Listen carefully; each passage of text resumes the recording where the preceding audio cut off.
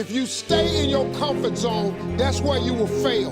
You will fail in your comfort zone. Success is not a comfortable procedure. It is a very uncomfortable thing to attempt. So you got to get comfortable being uncomfortable if you ever want to be successful.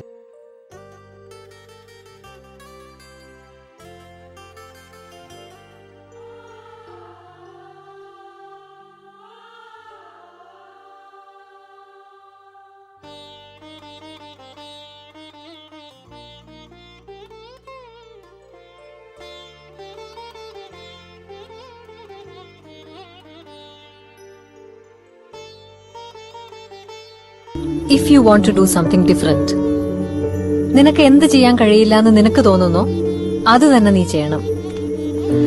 ചിലപ്പോ തോറ്റുപോയെന്ന് വരും, പക്ഷെ അപ്പോഴും നിനക്ക് അഭിമാനത്തോടെ പറയാം, I M different.